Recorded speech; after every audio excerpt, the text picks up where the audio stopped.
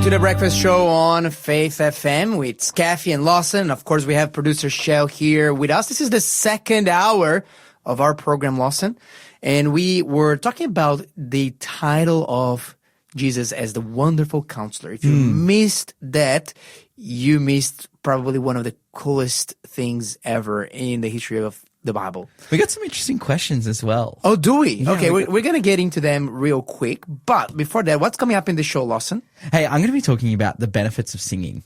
Benefits? I'm just going to be talking about how singing is actually turns out it's one of the best things that you can do for your life, apparently. Yeah, can't wait to hear that. We're going to talk about some of the anti-conversion laws in the province of Rajasthan in India. You can get life sentence, Lawson, and your house be completely taken from you if you're, trying to share the gospel with someone over there. Yeah. We're going to look into that. There's a lot to talk about this one. And of course, in our interview segment at 7:30, we're going to have Dr. Luis Sela, and he is going to tell us about what is the Christian worldview, the Christian perspective about the importance of health. Yeah. That one is going to be a banger of an interview. So stay tuned. Have a great show lined up for you this morning. Before we get into the questions, we have a quiz, new quiz to play. Play along with us, 0491-064-669. And you can respond to what producer Shells is going to ask us. Question number 3 for today. What does Psalms 91 say will not come near your dwelling? What does Psalms 91 say will not come near your dwelling? Well done, Skafy. That was very quick, I think. I would have had to have thought through that a little bit longer. Lawson, nope. Sorry, buddy. 0491-064-669 is the text line for you to text us in as well. What does Psalms 91 say will not come near your dwelling? You can find that in verse 10 if you want to look it up. Yeah, the only reason that I know this one is because I have that song memorized as a song in my mind. I do too, but it would have still taken me a little bit longer to get, because I would have had to have sung it through a little bit, but you just went straight there. So that was very quick. That part. Yeah. Because it starts, the verse starts like this. It starts like that. No evil shall befall thee, nor shall any blank come near your dwelling.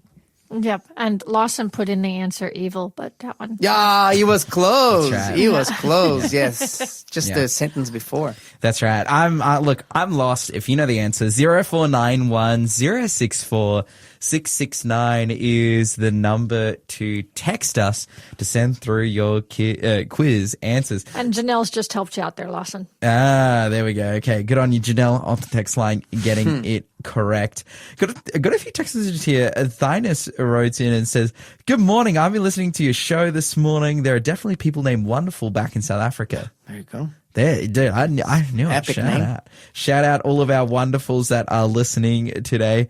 And Wayne wrote in and said, "Isn't Yahweh beyond our comprehension?" Yeah, 100%. No, I mean, yes, he is. God is beyond our, comprehension. Not that we cannot understand. Look, some people take that too far and they say, I cannot know anything about God. It's just completely beyond our comprehension. Yeah. So, no, there are things about God that he reveals to us, and we, with our limited ability to comprehend, there are things about God that we can comprehend, at least start to have an idea. And we can comprehend God's love to an extent. Yeah. And that's the point of him communicating to us. That's right. That's why. That's right. So God is not incomprehensible, but it can never be comprehended in full. In full, yeah. And this is the cool thing about God, because, in this life, every day, we get to know a little bit more about God and be inspired and blown away with it. Throughout eternity, every day throughout eternity, we'll be learning something new about God. Absolutely. Which is, again, that's beyond comprehension. So there's a lot of things that are beyond comprehension. So comprehension as in full comprehension. It's not surprising. Even like everyday objects sometimes that God created, his wisdom is beyond comprehension. I remember reading the story about George Washington Carver. I don't know if you heard about him. Have you heard about him, Shell? He is an inventor in the 19th century in the United States, and there is a story that he's a very, very godly boy, even growing up, and he was praying to God one day, saying, "God, can you please reveal to me the mysteries of the universe?" And God said to him, "Look, George, this is just too much for your limited mind and understanding." And he said, "Well, what about? Can you please help me to understand the mysteries of the planet Earth?" And God responded to him saying, "Look, George, this is too much for your limited mind and understanding. Can you please help me understand the mysteries of the human mind?" And God again said, "Look, this is just too much for your understanding. Can you please help me to understand he was going on, and then at some point he was walking through a peanut plantation." Sure. So God, well, can you please help me understand the mysteries of the peanut? And God says, "Yes, now I'm going to grant you to understand the mysteries of the peanut." George Washington Carver patented over 300 different uses of peanuts. Wow. He revolutionized the industry in the United States. He made like glue based in peanuts, all kinds of products, medical grade products, cosmetics. And that's just one man because of one humble prayer. So you're looking at peanuts. If you can find 300 applications that are patented for peanuts, that it has something to say about God's wisdom. That's wild. Yeah. That's awesome. That's a powerful story. I've never heard of that one. Yeah. I've just looked him up here. George Washington Carver, prominent black scientist of the 20th century as well, which is, breaking through barriers in that space too. 100%. Dude, that's awesome. That's awesome. Hey, speaking of breaking through and things that are good for you and a mystery that is now, because it's actually interesting what you're saying. It's like, show me the mysteries of even the planet Earth, and he's in God saying, well, no, I can't show you that. And I feel like and this is something that's biblical as well, this idea of as we go through time and we, have more knowledge to our foundation, we can then come to understand more, and God reveals more as well. Something that we can see that God has been recommending from the very beginning is that singing is good for you. Shout out singing. Singing is great for you. Singing is great for you. Singing is even greater for you when you do it with other people. Oh, yes. Preach it, brother. Come on. Singing not only, so singing and music is like a big part of my life. Yeah. I'd love to ask the question. You guys can send through the answer 0491 064 669. What's your golden buzzer song? By golden buzzer, it's kind of reference to America's Got Talent or whatever. You're standing as the representative of Earth, and aliens have the death ray pointed at Earth. Okay, I'm being a bit silly and facetious, but what's the golden buzzer song that you have that that you can sing, that could save the planet? Do you have an answer to that, Skafy? Yeah. Look, I could sing that Psalm 91, or I could sing one song that has been in my mind a lot lately. I'll see if Producer Shaw can play it. Is that song? It just kind of goes around and around. It's very repetitive, but I think it's awesome still. It's the one that says, "My God is an awesome God. He reigns from heaven above." You know that one?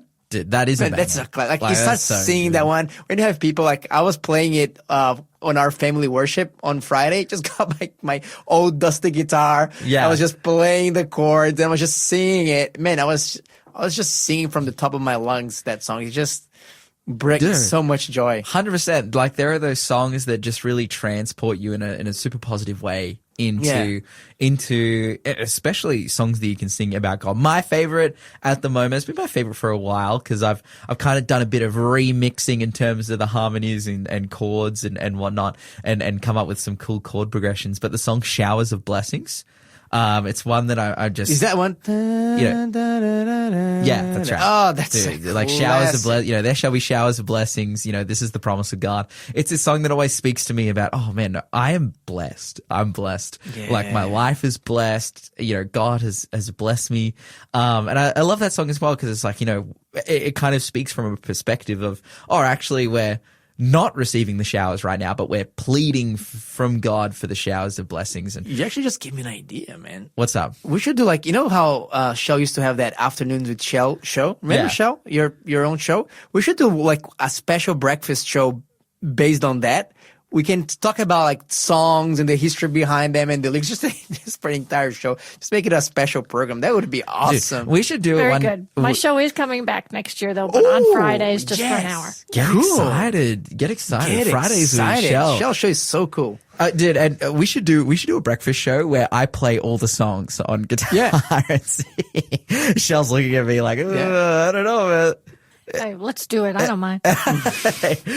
Hopefully we retain our listeners. We've after learned that Skafy can hold a tune, today. I think I can. So, we can make it work. Yeah, we can make it. Yeah. Yeah, awesome stuff. But hey, look, And that also knows how to use the auto tune. We can see if we can install it in the computer. Yeah. We'll get the auto tune going.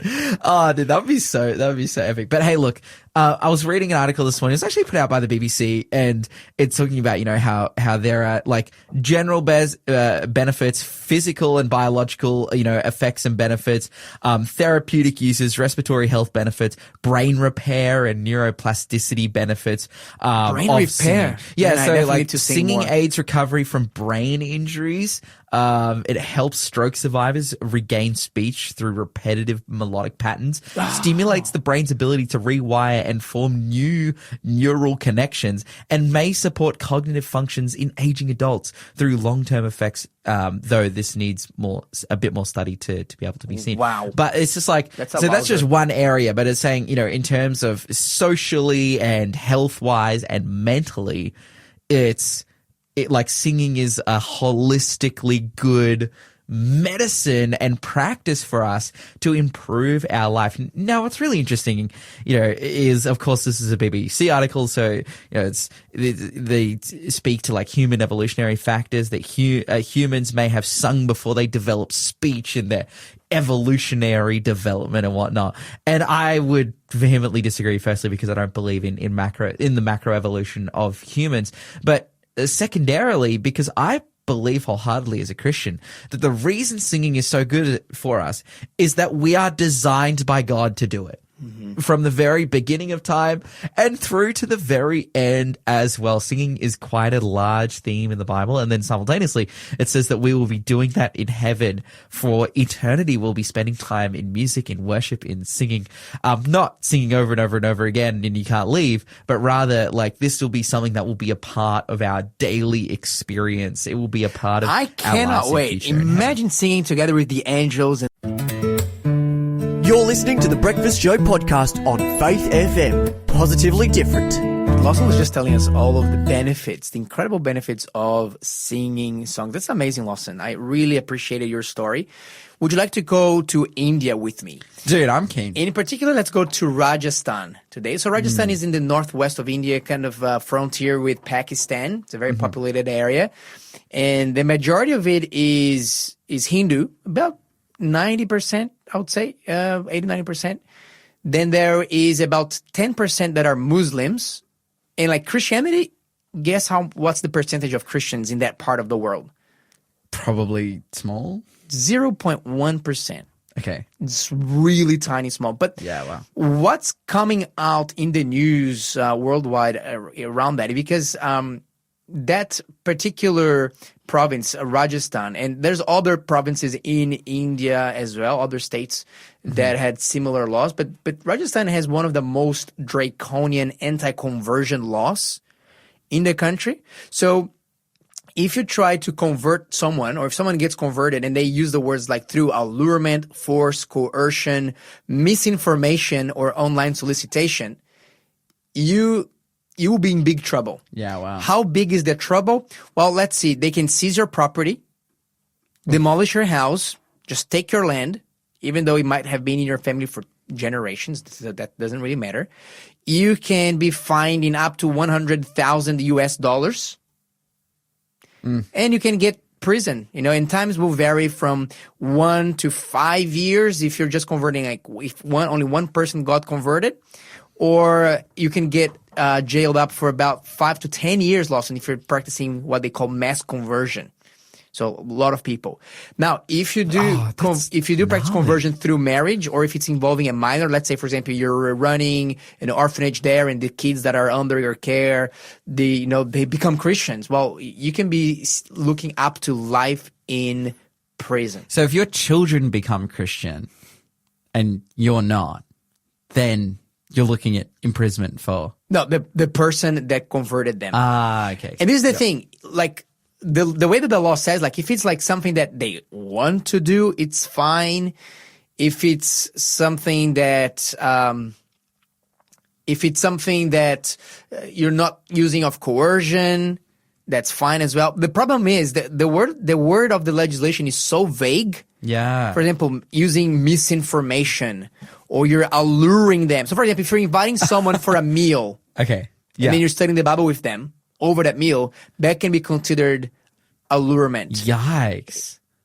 And you can be in deep trouble. So if you want to convert to a different religion, you have to let the authorities know 60 days prior. They're going to run an investigation. So imagine that you want to baptize someone. So 60 days before your baptism, you have to apply for a government permission to be baptized. Sure. They're going to investigate your life just to make sure that you haven't been coerced or in any kind of any shape or form. But like, allurment's a hard one, because I'm just like... Very hard. Like, so they could be there and like, oh, you made a meal for him and now he's a Christian? Yeah. Oh, you're friends? You've befriended this person and now they're Christian? That's allurement. And then boom, you're trapped. Yeah. And There is, exactly. wild. Or like you're a white person, and people can perceive you as a colonizer, and they'll feel constrained and embarrassed to say no to you. So that's you're forcing them yeah. to accept your colonizer religion, whatever it is. The thing is, not only that, there's an exception for that rule, and the exception for that rule is if you are converting someone back to their ancestral religion, then it's fine. Okay. And it's okay even if you use allurement or whatever. Like, they're not going to really go Force after that. them. Yeah. So, but in that case, what is the ancestral religion in that particular part of the world?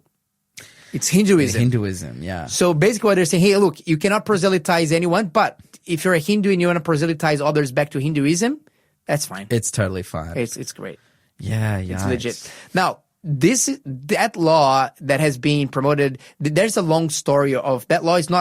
It is new in that it was just voted this year. However, they have been trying to have that law put in, since 2008. The thing is, there was always some legislative obstacles in it, and this time it looks like they got the state governor approval. They're part of the BJP party, which is pushing a hardline Hindu nationalism philosophy into India. Kind of like make Hinduism great again, kind of things. Yeah. And however, the Supreme Court is challenging it. Because even the Supreme Court of India is saying, look, this is way too much. Bit of a reach. And the reality is, because anybody giving any kind of evidence against you, it's already considered an evidence against you. Yeah. So people can make up things, and it's being abused big time. Yeah. Oh, I can imagine. So if you go there, you buy property, Lawson, you're a missionary, whatever it is, and people can accuse you of, for example, they can't get they can get a little object of worship of the Hindu religion and throw it in the bin in your house and take a picture. That's evidence against you. Yikes. Yeah, this reminds And that has happened. That has happened. Yeah, this reminds me of the story from Pakistan a couple of years ago where there was a burnt Quran and it had the names of two different people in it. Right, which is already wild. Like if it was one person's Quran, if it was someone's Quran, it would have their name in it, but there was two names in it. These two people were Christian. They found this Quran in the bush, burnt. They take it to the authorities. That turns into a whole mob, and these people end up, getting persecuted and killed. And Christians, it turns into a full, mob thing. Hundreds of churches burned down. So it's the blasphemy laws in Pakistan. Right. Well, we spoke about it a few weeks ago. I don't know if you remember that story, Lawson. We were talking about this lady. She's a hairdresser in Pakistan, Christian. And she wanted to open her own business. Yeah. Her boss from her previous establishment said, no way, Jose. Say you don't, you cannot, you don't, no, I don't want you to do it. It's like, I can't give you a pay raise. Say, look, thank you, boss, but look, I just want to, start my own business and so on. They set up, they tore a page from a Quran and threw it in the rubbish bin in her salon. And then they call the authorities and say, hey, look, she's tearing up the pages of the Quran and throwing in the bin. And what happens is that they vandalized her establishment. They burned it to the ground. And the lady got like 6 months imprisoned because of that. And in her defense at the court, you know what she said? What? Look, I'm not crazy. I love my life. Why would I disrespect anyone's religion, especially the Quran, if I know that this is actually going to happen? Like there's someone planted this in my salon. There's absolutely, I would never do this in a million years. Do it. Yeah. I just respect everybody's religion, but guess what? Fell into deaf ears. Nobody wanted to know. This is the thing. When you create that mob mentality, that mob anger, brother, try to negotiate with them. Yeah. Like we see it in the Bible a lot of times. But, the Apostle Paul, for example, tried to persuade a mob. Remember that story in I think it was in Lydia or somewhere else. Yeah. And it didn't go well.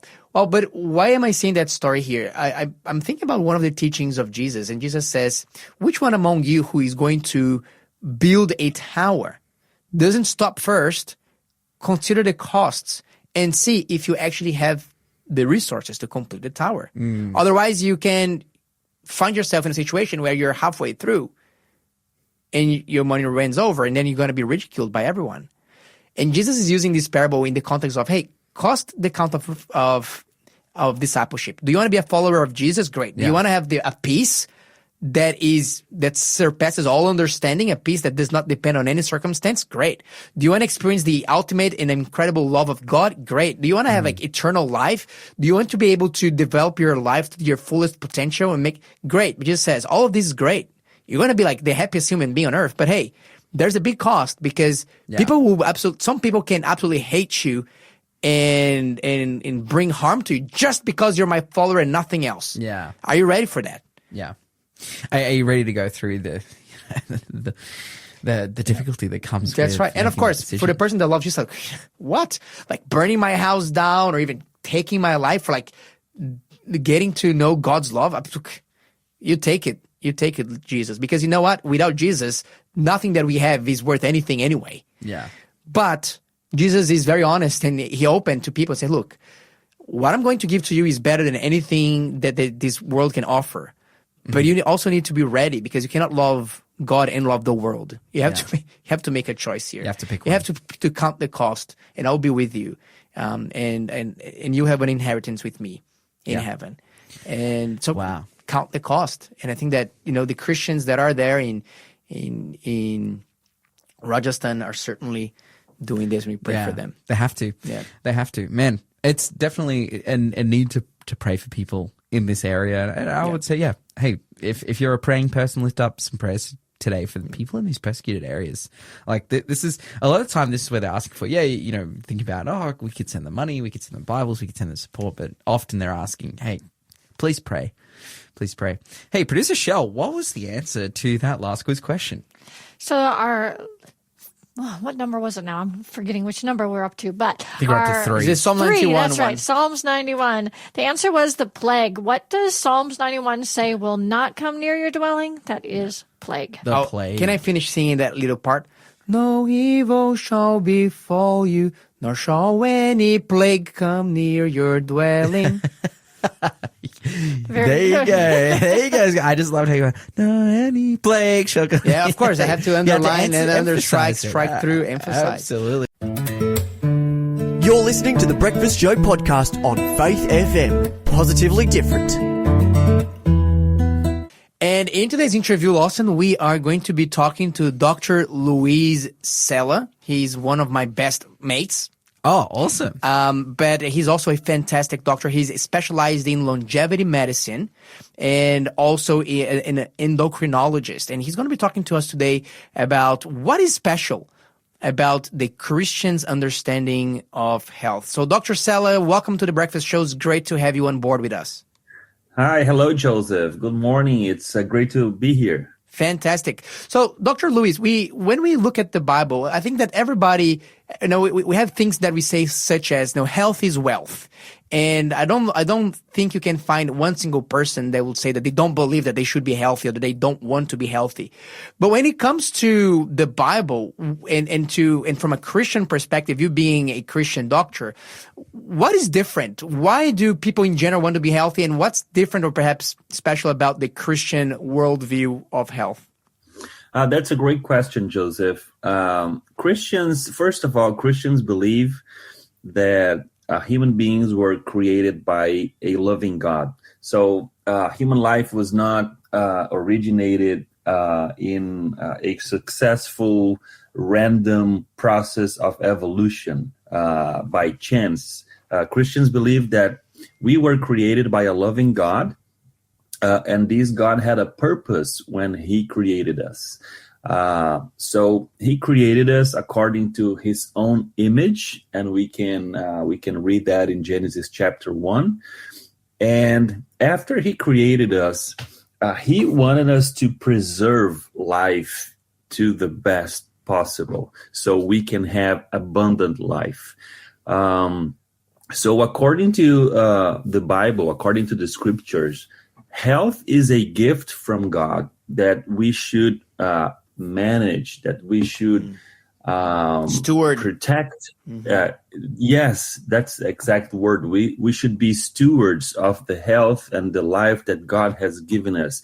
So that gives us a different purpose in taking care of ourselves. It's when we have a healthy diet, when we exercise, when we take care of our health, we're actually thanking God daily for the gift of life that he has given to us. It's fantastic that you say this, because it sounds like looking after your health, as you mentioned, it's a thanksgiving to God. So therefore, it's an act of worship. You're just like saying to God, God, thank you so much for having created me. But I think that the opposite is true as well, right? So if you're not taking good care of your health, you're basically telling God, you know what? I don't really care about this gift that you have given me. I'm careless about it. And which is something that we often don't think about. But, sometimes our actions speak louder than words. If you think about the human body as a work of art and God being the creator, we should take really good care of it, because after God created us, he gave us the 10 Commandments. And one of them is, which is written in Exodus chapter 20. One of them is, you shall not kill. And usually when people read that, they believe that God was talking only about, murder. We are not allowed to take someone else's life. But behind the you shall not kill commandment, there is a principle. And the principle is God is the owner of life.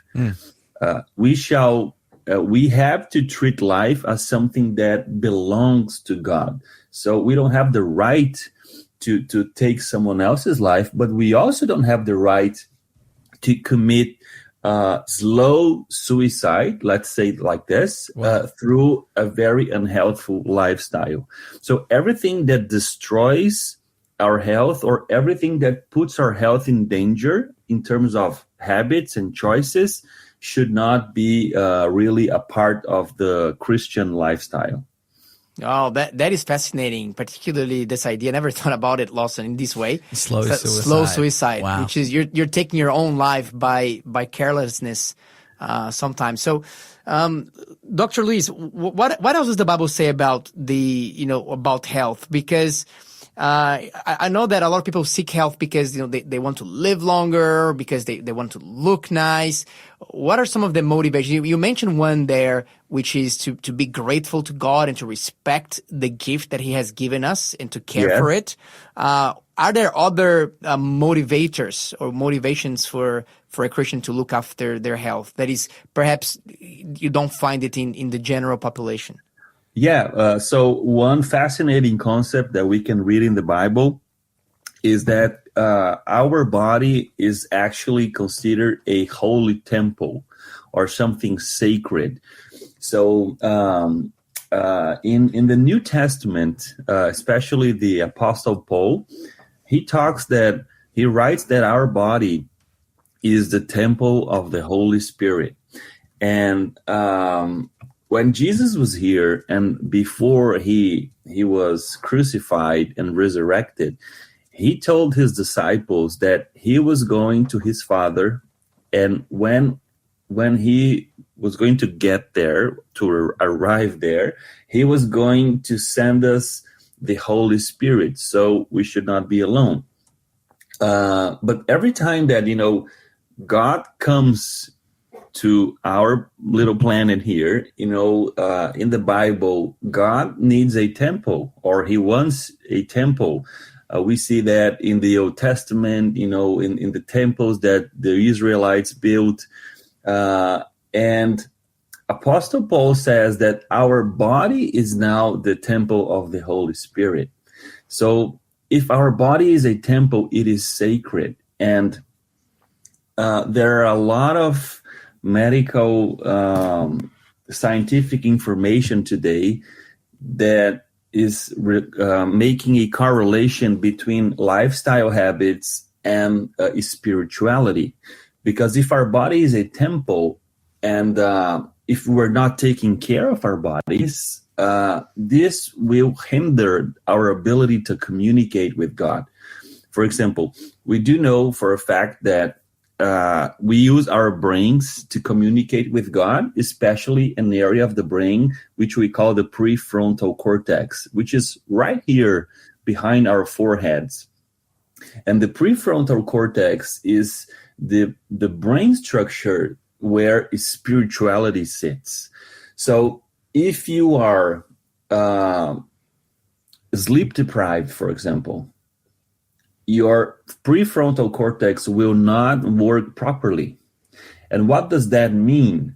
You're not only going to have problems with your temper or your humor, or you're not going to only have problems with mood regulation or regulating food intake, but that also hinders your ability to communicate with God, because the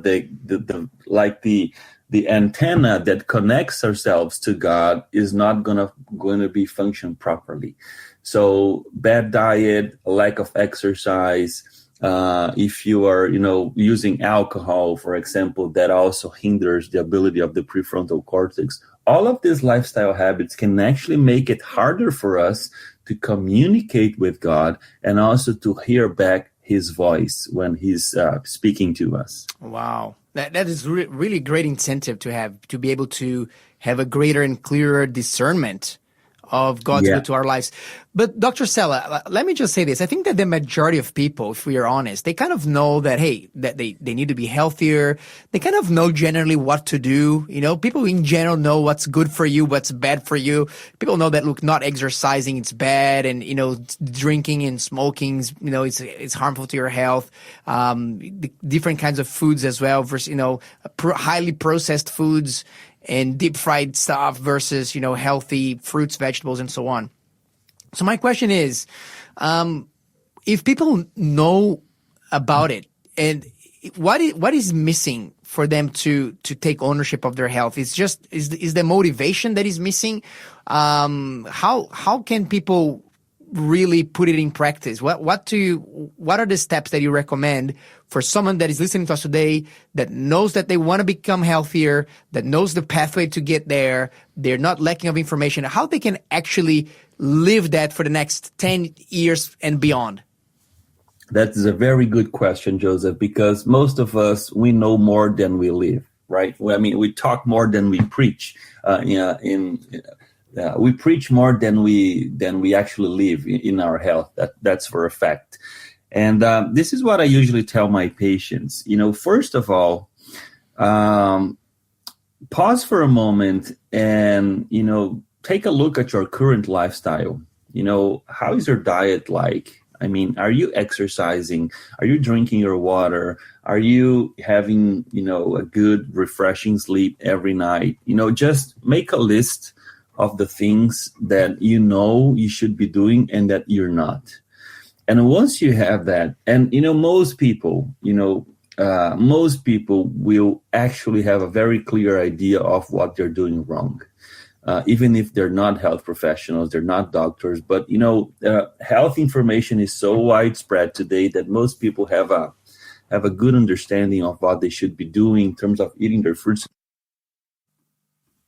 So after that, just pick like one or two habits that you think are, the most urgent for you to change. And then when you do that, this is the first thing that I tell my patients, now you just have to make a decision.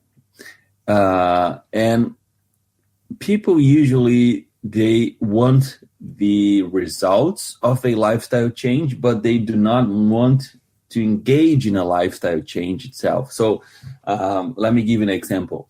If you ask, 100 people who wants to lose weight, probably like 90 or 95% of them will say, well, I could lose, 1 or 2 kilos or even more.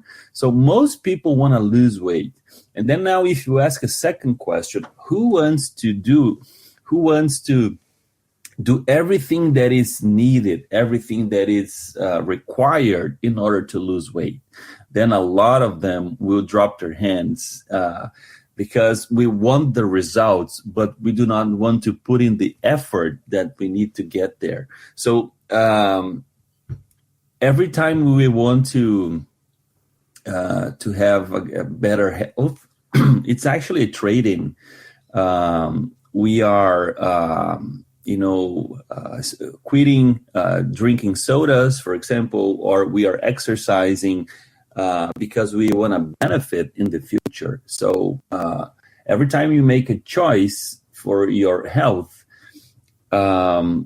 you are actually making a decision to start doing some things and stop doing things that you really like. And sometimes people don't want to do that. They just want a magic pill.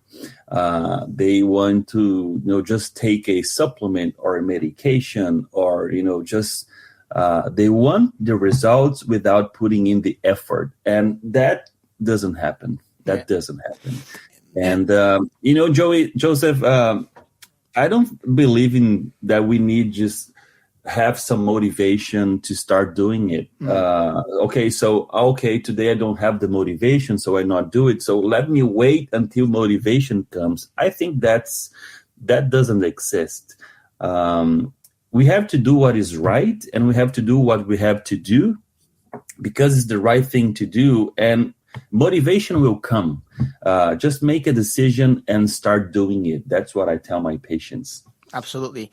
Dr. Sala, thank you so much. This is some very great perspective on the Christian's worldview about health and why is it important and how to get there. Dr. Luis Sala, thank you so much for participating in the show today. Oh, it was my pleasure. We really appreciate it, and we're looking forward to host you again another time. Thanks for being a part of the Faith FM family. Join our community on Facebook or get in touch at 1-800-FAITH-FM.